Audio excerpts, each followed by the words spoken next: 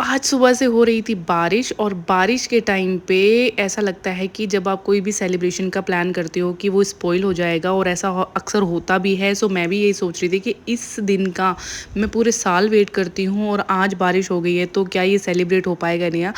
तो जी हाँ, मेरा है आज बर्थडे। हम लोग निकले हैं बर्थडे सेलिब्रेशन के लिए।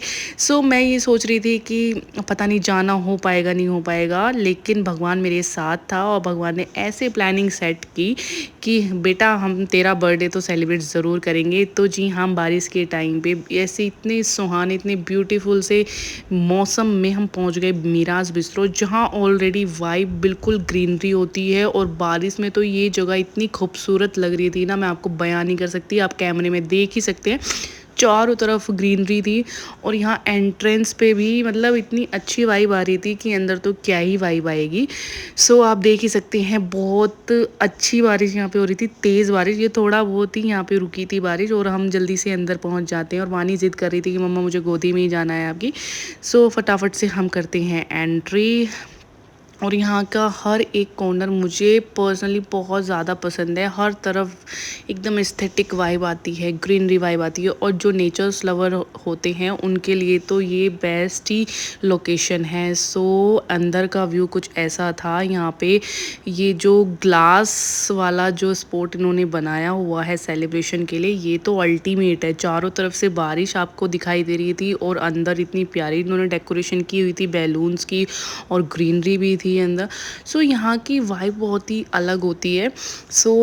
हमने फटाफट से ऑर्डर किया कुछ स्टार्टर और यहाँ वानी की और मेरी चल रही थी मस्ती। पापा लगे थे ऑर्डर करने में, उनको हैंडल करने दो ये सारी चीज़ें क्योंकि आज मेरा डे है। इस पे सेलिब्रेशन तो बनता है, मस्ती तो बनती है। मैं और वानी यहाँ पे बहुत सारी मस्ती कर रहे थे। वानी जैसे ही म्यूज़िक चला यहाँ पे डांस करने लगी कि मम्मा मुझे डांस करना है और ये शर्मा भी गई भैया को देख के।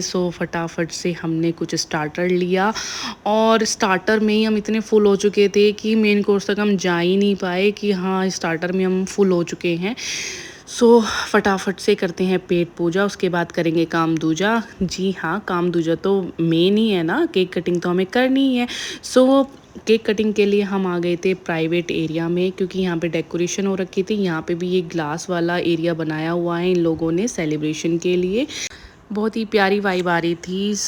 अब फाइनली बारी है केक कटिंग की। ये मैं कितनी भी बड़ी क्यों ना हो जाऊँ, मुझे अपने बर्थडे का इंतज़ार हमेशा ऐसे ही रहने वाला है और मैं बहुत ज़्यादा एक्साइटेड रहती हूँ अपने बर्थडे के लिए कि ये दिन मैं बहुत ही अच्छे से सेलिब्रेट करूँगी। पहले हम दोनों किया करते थे सेलिब्रेशन, अब वानी भी हमारे साथ है, अब इसके साथ भी हम सेलिब्रेट करते हैं। फटाफट से हमने एक दूसरे को केक खिलाया, सेलिब्रेट किया इस मोमेंट को।